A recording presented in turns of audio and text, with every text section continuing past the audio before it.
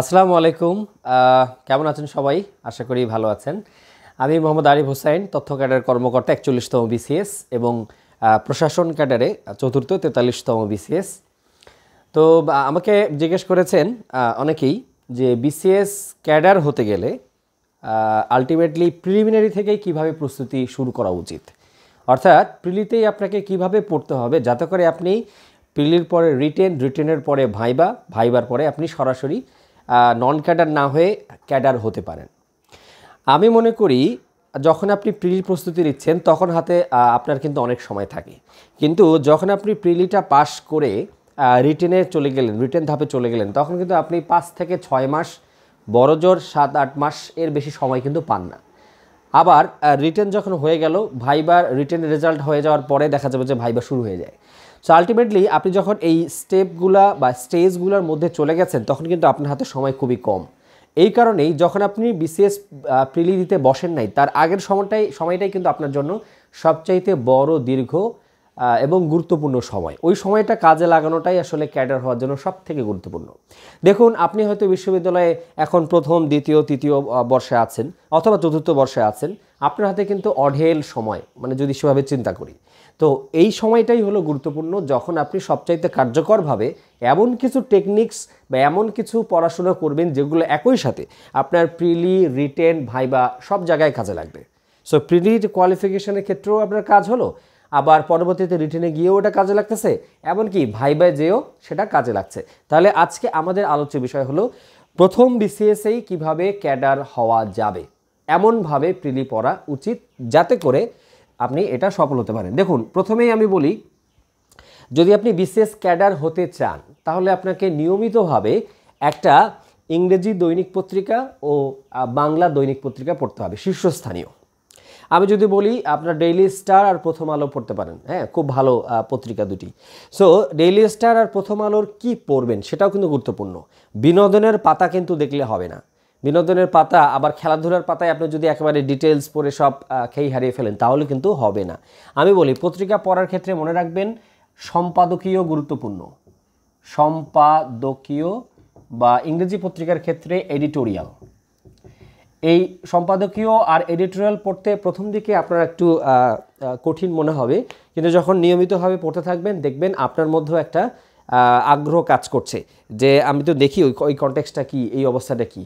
অর্থাৎ নিয়মিতভাবে আপনি যদি 2 থেকে 3 বছর সম্পাদকীয় বা এডিটোরিয়াল পড়তে পারেন তাহলে আপনি নিজেও কিন্তু একটা নলেজ ব্যাংকে পরিণত হবেন।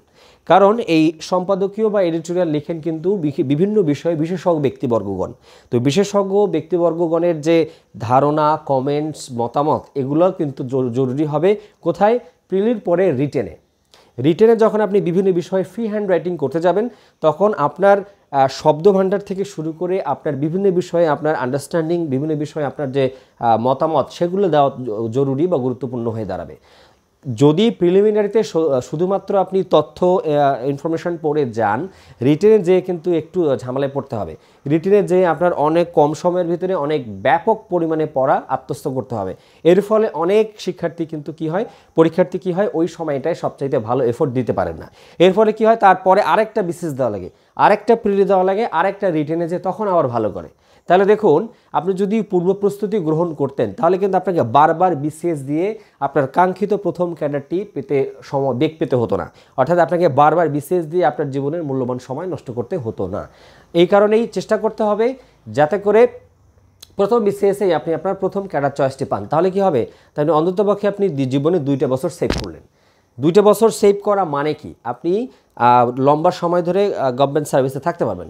আর গভর্নমেন্ট সার্ভিসে যে প্রমোশনগুলো, এই প্রমোশনগুলো কিন্তু শেষের সময়গুলোতেই পাওয়া যায়। অর্থাৎ আপনি যদি 20 বছর কেউ সার্ভিস দেয় আর কেউ যদি 22 বছর সার্ভিস দেয়, দেখা যাবে যে ওই শেষের 2 বছর বেশি হওয়ার কারণেই সে কিন্তু আলাদা একটা গ্রেড পেয়ে যেতে পারে। রিটায়ারমেন্ট সময় সে কিন্তু আলাদা একটা প্রমোশন পেয়ে যেতে পারে, যেটা কিনা তার গ্র্যাচুইটি থেকে শুরু করে পেনশন থেকে শুরু করে সব কিছুতে তাকে এগিয়ে রাখবে। সো শেষের সময়গুলো খুব গুরুত্বপূর্ণ। এই জন্য যত কম বয়সে আপনি সার্ভিসে ঢুকতে পারবেন তত ভালো। অর্থাৎ প্রথম বিসিএসে ঢোকার চেষ্টা করতে হবে, এটাই হলো প্রাইম অবজেক্টিভ, অন্তত আমার ছিল।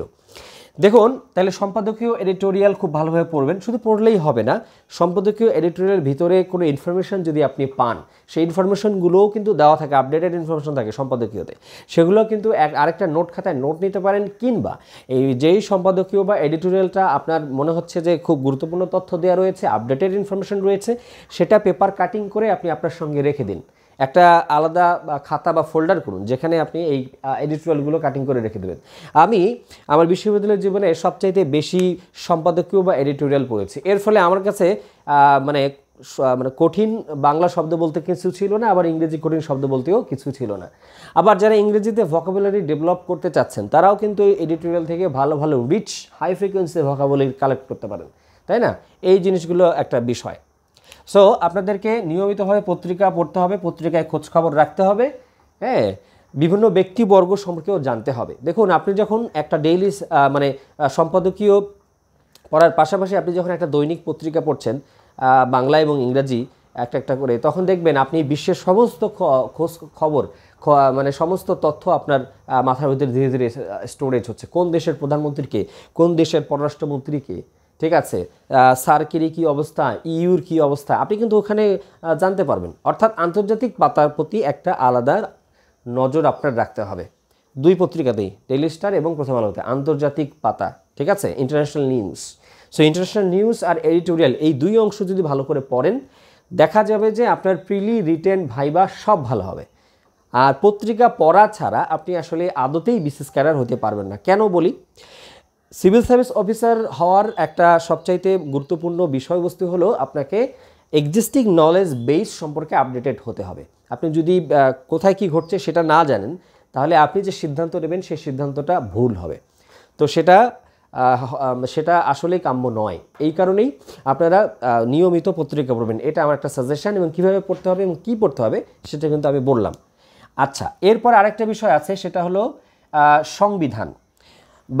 বাংলাদেশের গণপ্রজাতন্ত্রী বাংলাদেশের যে মূল সংবিধান, হ্যাঁ, সরকার যেটা প্রকাশ করে থাকে, সেই সংবিধানের মূল কপিটা অবশ্যই কিনবেন।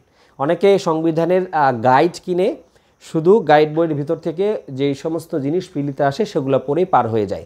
ঠিক আছে, আপনি প্রিলি পর্যন্ত এটা দিয়ে চালাই দিতে পারবেন, কিন্তু দেখুন যখন আপনি ভাইবা বোর্ডে যাবেন তখন আপনাকে এমন প্রশ্ন করবে, বলবে যে মূল সংবিধানের বইয়ের মলারটা দেখতে কেমন, কালার কি, মূল সংবিধানের ওপরে কি কি লেখা আছে, কোথা থেকে কারা এই মূল সংবিধানটা প্রকাশ করে, ঠিক আছে, এই সংবিধানের অভিভাবক কি। সো একটু ডিটেলসে যখন আপনাকে প্রশ্ন করা হবে তখন কিন্তু আপনি প্রিলির পড়া দিয়ে আটকে যাবেন। আর আরেকটা ব্যাপার হলো, প্রিলি যার যত বেশি স্ট্রং প্রিপারেশন আছে, আমি মনে করি ভাইবা বোর্ডে সে তত বেশি সুবিধা পায়। কারণ ভাইবা বোর্ডে রিটেনের মতো তো ডেপথে প্রশ্ন, ডিটেলসে প্রশ্ন করা হয় না। ওখানে আপনার ভাইবা নেবে 15 থেকে 20 মিনিট। ওখানে বিচ্ছিন্নভাবে ছড়িয়ে ছিটিয়ে থাকা বিভিন্ন জিকে নিয়ে প্রশ্ন করা হয়, বিশেষ করে বাংলাদেশ বিষয়। তো সেই সমস্ত দিক বিবেচনায় সংবিধান হলো এমন একটা বই, যে বইটা আপনি সিভিল সার্ভিস অফিসার হওয়ার পরেও এর ভিতরের অনুচ্ছেদগুলো আপনার এক প্রকারের মুখস্থই থাকা লাগবে, যে কোথায় কি আছে।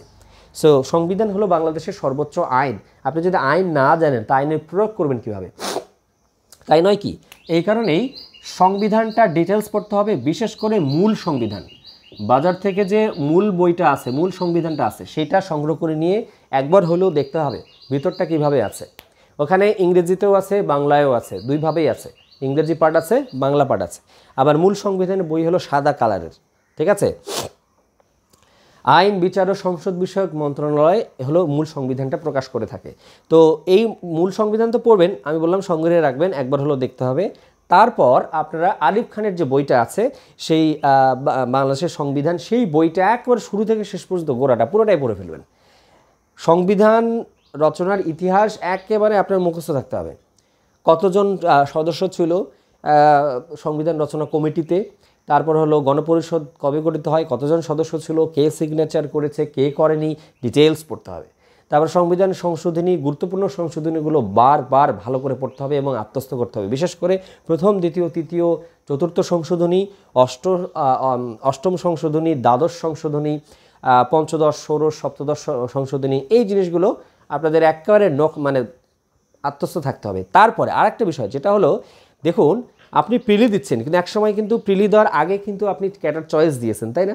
তাহলে আপনার প্রথম ক্যাডার চয়েস যেটা, সেই ক্যাডার চয়েসের সঙ্গেও কিন্তু সংবিধানের অনেক অনুচ্ছেদ সংযুক্ত আছে। ওই কাজের ধরনের সাথে। তাহলে সংবিধানের ওই অনুচ্ছেদগুলো বেশি গুরুত্ব দিয়ে পড়ে ফেলুন। দেখুন, প্রিলি পাস করাই তো আপনার উদ্দেশ্য নয়। প্রিলি হলো জাস্ট একটা টিকিট। প্রিলি একটা টিকিট, যেই টিকিটের মাধ্যমে আপনি কি করবেন, ওই বিসিএস নামক ট্রেনটাতে উঠতে পারবেন শুরু। এখন ট্রেনটা নিয়ে যেয়ে আপনাকে যে গন্তব্যে রাখবে সেই মাল সামানা কিন্তু আপনার সংগ্রহ করতে হবে প্রিলিতে বসার আগেই। সো আমার অবজেক্টিভগুলো এরকম ছিল। আমি সময় নিয়ে এই সংবিধানের উপর অনেক সময় দিয়েছি। আমি মোটামুটি সংবিধান মানে 6 থেকে 7 বার, তারও বেশি রিভিশন করেছি। সো সবচাইতে বেশি সময় দেবেন এই জিকের মধ্যে সংবিধানের উপরে। সংবিধানে যদি প্রো হন তাহলে আপনি প্রো, অর্থাৎ বেশি বেশি ব্যাখ্যা পড়তে হবে, সংবিধানের অনুচ্ছেদগুলোর ব্যাখ্যা পড়তে হবে, দরকার হলে মাল্টিপল বই পড়তে পারেন এখানে। এরপর দেখুন ইংরেজি গ্রামার। আপনি ভাইবা বোর্ডে যান তখন কিন্তু আপনাকে হয় বাংলায় নাহলে ইংরেজিতে একেবারেই অনর্গল কথা বলতে হবে, এবং কথা বলার সময় ইংরেজি গ্রামার ও বাংলা ব্যাকরণ ঠিক রাখতে হবে। তাহলে একেবারে শেষ দিন পর্যন্ত, ক্যাডার হওয়ার আগ দিন পর্যন্ত আপনার ইংরেজি গ্রামারের প্রয়োজন আছে। আবার যখন আপনি রিটেনে যাচ্ছেন, দেখুন রিটেনে কিন্তু আপনাকে ফ্রি হ্যান্ড রাইটিং করতে হবে। সো ফ্রি হ্যান্ড রাইটিং যখন করবেন তখন গ্রামার যদি ভুল করেন তাহলে কিন্তু আপনার নম্বর একেবারে কোথায় যে চলে যাবে, শেষ, ফেল করবেন। সো ইংরেজি গ্রামারের উপরে আপনার সময় দিন। আপনি এখন বিশ্ববিদ্যালয়ে আছেন, first year, second year, third year, আপনার পড়ার টেবিলে একটা ইংরেজি গ্রামার বই যেন অবশ্যই থাকে, স্ট্যান্ডার্ড। এখন কোন বইটা পড়বেন? A passage to the English, আমি একটু বলি, a passage to the English language, a passage to the English language, S M. Zakir Hossain, ওনার বইটা সবচেয়ে বেস্ট। হ্যাঁ, আমি একটু বইয়ের নামটা দেখে নিলাম ওই পাশ থেকে। এইটা ছাড়াও পিসি দাসের একটা বই আছে, পিসি দাসের ইংরেজি গ্রামার বই, ওইটাও পড়তে পারেন। রেন অ্যান্ড মার্টিনের আরেকটা বই আছে ইংরেজি গ্রামারে, সেটাও পড়তে পারেন। তারপরে আপনি আইএলটিএসের বইপত্রগুলোও দেখতে পারেন, বিশেষ করে আইএলটিএস একাডেমিক রাইটিং, ঠিক আছে, কিংবা আইএলটিএস একাডেমিক রিডিং, এই পার্টগুলো দেখতে পারেন। তারপরে আপনি সেটা হলো যে টোফেলসের বইগুলো দেখতে পারেন। আর সবচেয়ে গুরুত্বপূর্ণ ব্যাপার সেটা হলো ভোকাবুলারি। আপনি যখন ভার্সিটিতে আছেন তখন আপনি যদি নিজের একাডেমিক দিকটাকে ভালো করতে চান তখনও কিন্তু আপনার ভোকাবুলারি জানার দরকার আছে। আপনি পরীক্ষা দিচ্ছেন ইংলিশে, সো ভোকাবুলারি বিল্ড আপ অবশ্যই করতে হবে। এখন এই ভোকাবুলারিগুলো কোথা থেকে নেবেন, এইটা হলো ফ্যাক্ট। সো আপনার একটা আলাদা খাতা করতে হবে। ভোকাবুলারি বই পড়ার পাশাপাশি আপনাকে একটা আলাদা খাতা করতে হবে, যেখানে আপনি আপনার কালেক্ট করা যে হাই রিচ ভোকাবুলারিগুলো, সেই ভোকাবুলারিগুলো ওখানে ভোকাবুলারি লিখবেন, লেখার পাশাপাশি সেগুলোর বাংলাটাও গুগল ট্রান্সলেট থেকে খুঁজে বের করবেন। ঠিক আছে? তাহলে ভোকাবুলারি পড়বেন কোথা থেকে আমি একটু বলে দেই।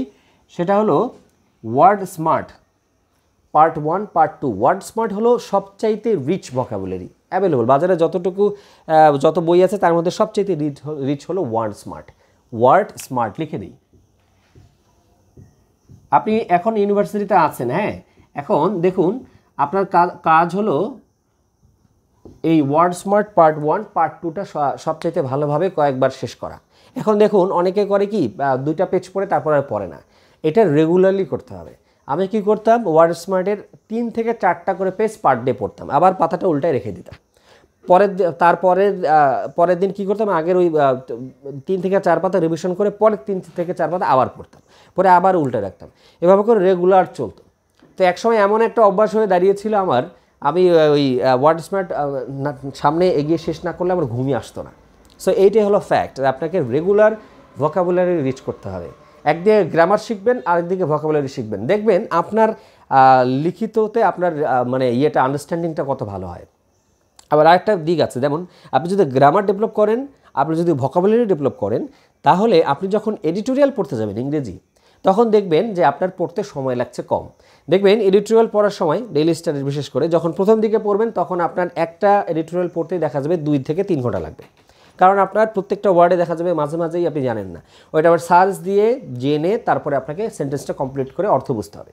কিন্তু যখন আপনার ভোকাবুলারি একটা সার্টেন মানে স্টেজে চলে যাবে, তখন দেখবেন আপনার এডিটোরিয়াল পড়তে যখন মজা লাগছে, তাড়াতাড়ি শেষও করা যাচ্ছে। তাহলে আপনাকে ইংরেজি গ্রামার আর ভোকাবুলারি ডেভেলপমেন্টের দিকে সর্বোচ্চ নজর দিতে হবে এই সময়টাতে, তাহলেই আপনি ক্যাডার হইতে পারবেন। ঠিক আছে?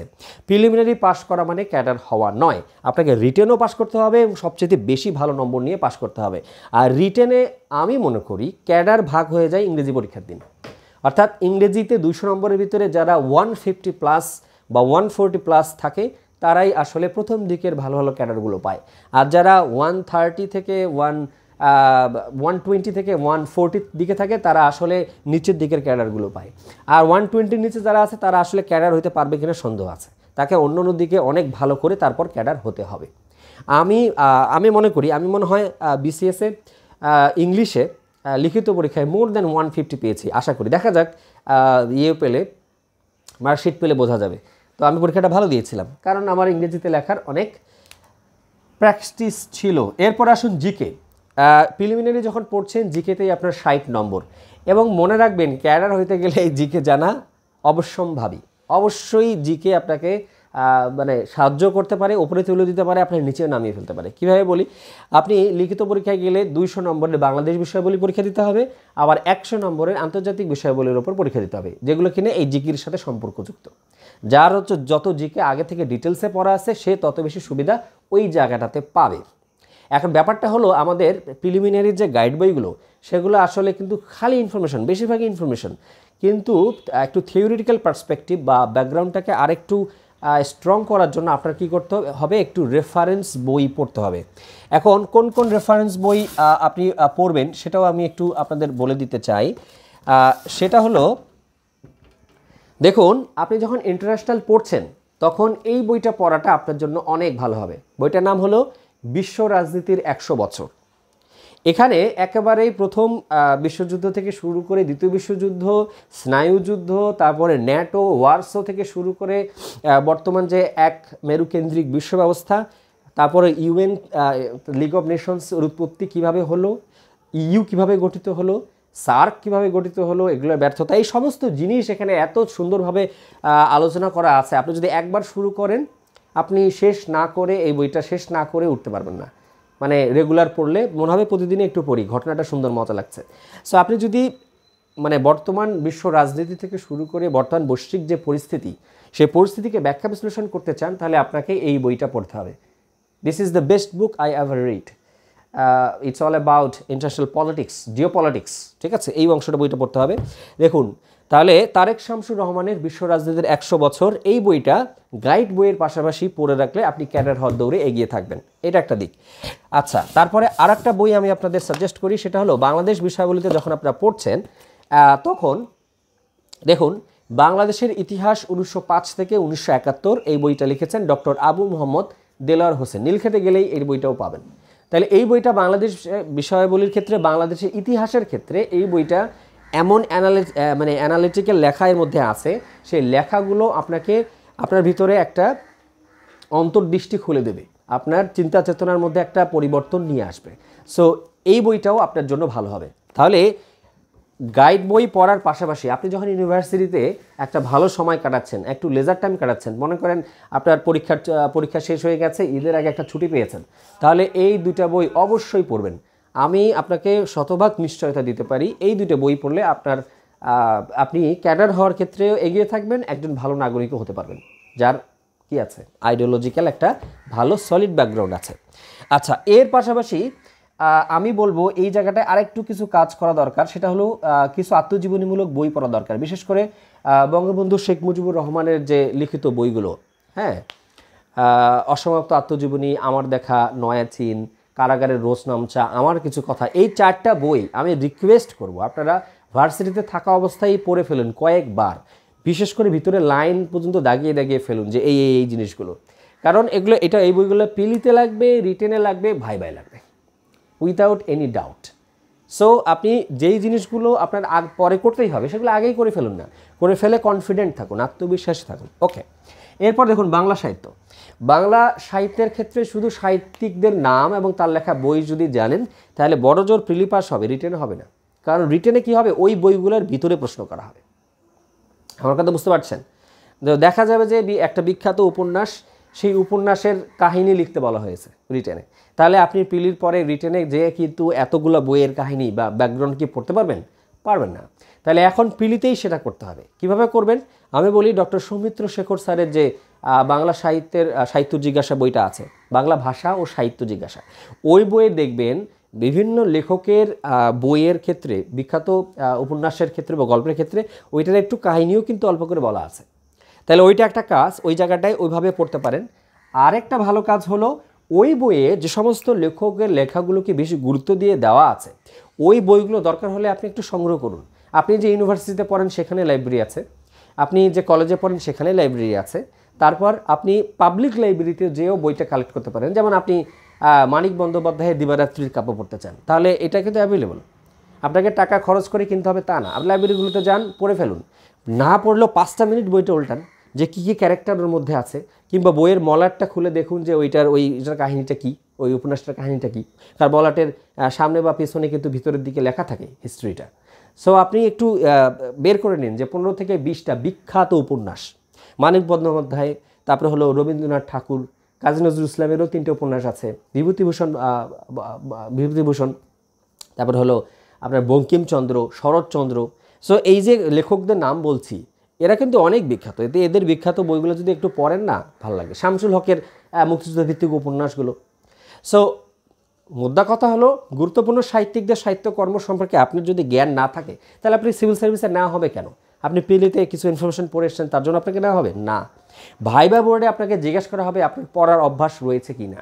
এই পড়ার অভ্যাস আপনাকে প্রুভ করতে গেলে ভাইবা বোর্ডে আপনাকে এই বইগুলো পড়েছেন নামগুলো বলতে হবে, তারপর ভিতরে কাহিনী কি, কোন কাহিনী, কোন ক্যারেক্টার, কী অবস্থা, এই সবটা ব্যাখ্যা বিশ্লেষণ আকারে বলতে হবে। আর রিটেন পরীক্ষায় তো আপনাকে গ্রন্থ সমালোচনা করতেই হবে। যারা প্রিলিতে এভাবে না পড়ে শুধু সাহিত্যিকদের নাম পড়ে পার হয়ে যায় তারা কিন্তু গ্রন্থ সমালোচনা ভালো লিখতে পারে না। আপনার একটা ভালো পড়ার অভ্যাসও থাকতে হবে ক্যাডার হওয়ার ক্ষেত্রে। সো আমি আপনাদের বলবো, আপনারা যখন বিশ্ববিদ্যালয় পর্যায়ে আছেন, আপনার যখন অনেক সময়, তখন আপনি দয়া করে বাংলা সাহিত্যের গুরুত্বপূর্ণ সাহিত্যিকদের উপন্যাস, কবিতা এগুলো একটু এক্সপ্লোর করুন।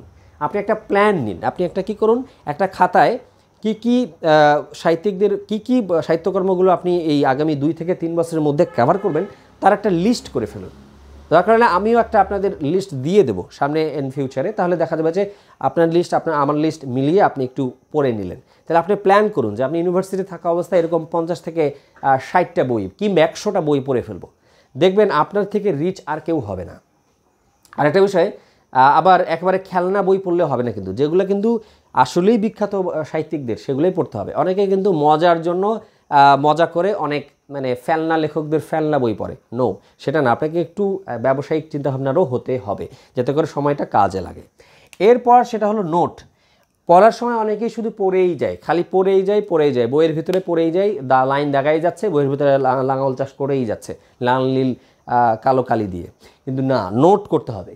যে সমস্ত ইনফরমেশান আপনার কাছে মনে হচ্ছে বিশেষ আসতে পারে, বিগত বছরের প্রিলি পরীক্ষায় এসছে এবং যেগুলো আপনার মনে থাকে না, সেই সমস্ত জিনিসগুলো অবশ্যই নোট করবেন।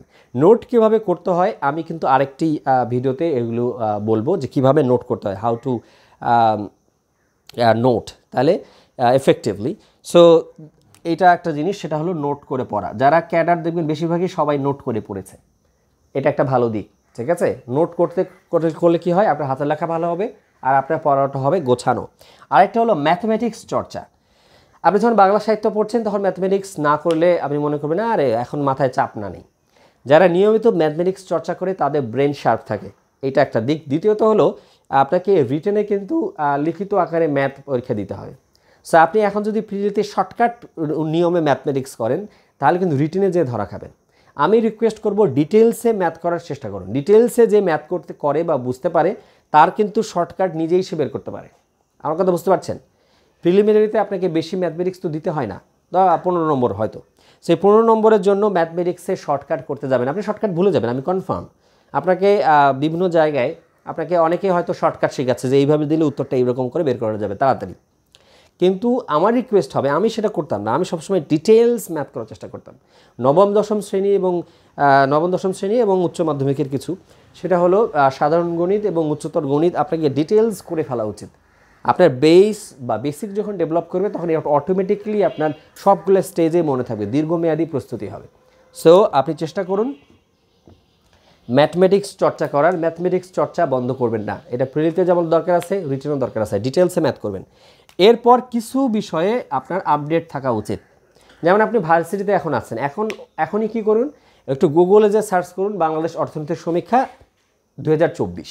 তাহলে 2024-এর অর্থনৈতিক সমীক্ষাটা যদি এখনই আপনার পড়া হয়ে যায়, যখন আপনি পাশ করে বের হবেন প্রতি বছরের অর্থনৈতিক সমীক্ষা আপনি পড়বেন, তাহলে কি হবে, এই 2 থেকে 3 বছর যদি আপনি সমীক্ষা পড়তে থাকেন, তাহলে কি হবে, আপনার ভিতরে ইকোনমিক যে ডাটাগুলো আছে এটা ট্রেন্ড বোঝাটা আপনার জন্য সুবিধা হবে, যে আমাদের মাথাপিছু ইনকাম কীভাবে বাড়ছে, আমাদের দারিদ্রতার হার কিভাবে কমছে, আমাদের টোটাল যে বাজেট সেটা কিভাবে বাড়ছে, বাজেটের ব্যয় বরাদ্দগুলো কীভাবে বাড়ছে, তাহলে আপনি জিনিসটা ক্যাচ করতে পারবেন। মনে করেন আপনি প্রিলি পাস করে হঠাৎ করে রিটেনে যে হঠাৎ করে এক বছরের সমীক্ষা হাতে নিয়ে বসছেন, তাহলে কি হবে, আপনি আগের বছরের সমীক্ষাগুলো যদি আগেরগুলো দেখেননি, এই কারণে আপনার ওই কনসেপ্টটা ডেভেলপ করবে না।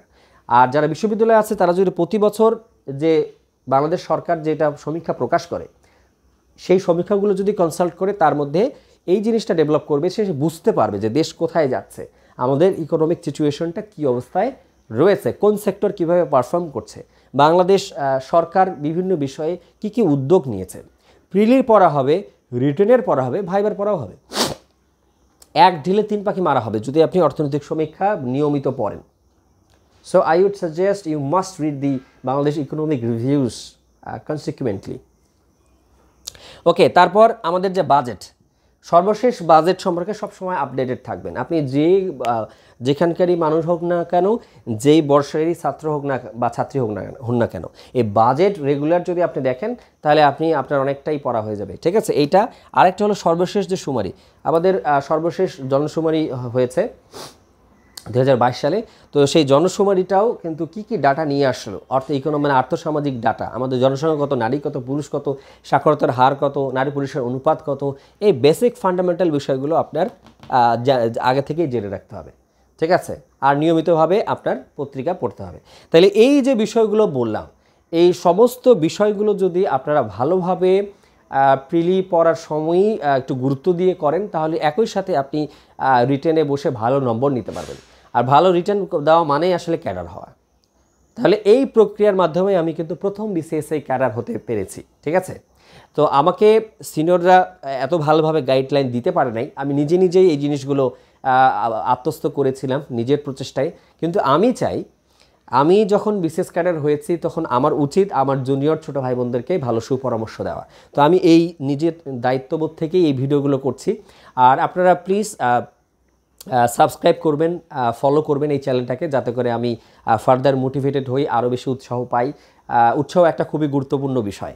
আর এই ভিডিওগুলো আপনারা একটু ছড়িয়ে দেবেন, যাতে করে শেয়ার করে দেবেন, যাতে করে প্রত্যন্ত অঞ্চলে যে মেয়েটি গ্রামে বসে হতাশায় ভুগছে তারও যেন একটা গাইডলাইন থাকে। দেখুন, কোচিং করার কিন্তু সবার সামর্থ্য নেই, তাই না? তো সেক্ষেত্রে আমাদের একটা সোশ্যাল রেসপন্সিবিলিটি হলো সবাইকে একই আওতায় নিয়ে আসা। তো আমরা চাই ইন্টারনেটের মাধ্যমে এটা ছড়িয়ে পড়ুক, তাই আপনারা এই ভিডিওটাও শেয়ার করে দেবেন যাতে সবাই দেখতে পারে। আর আমার জন্য দোয়া করবেন। আর আপনাদের যদি বিশেষ কোনো বিষয়ে জানার ইচ্ছা থাকে, বিশেষ করে বিসিএস কেন্দ্রিক, চাকরি কেন্দ্রিক বা কীভাবে কেরিয়ারে এগিয়ে যাওয়া যাবে, যে কোনো বিষয়ে আপনি কমেন্টে জানান। আমি আমার সময় অনুযায়ী আমি চেষ্টা করব সেই সমস্ত বিষয়ে ভিডিও বানানোর। আপনারা ভালো থাকবেন। আজকের এপিসোড এই পর্যন্তই। আপনাদের সঙ্গে দেখা হবে অন্য কোনো ভিডিওতে, অন্য কোনো টপিকে, অন্য কোনো বিষয়ে, অন্য কোনো সময়ে। ভালো থাকবেন সবাই। আসসালামু আলাইকুম।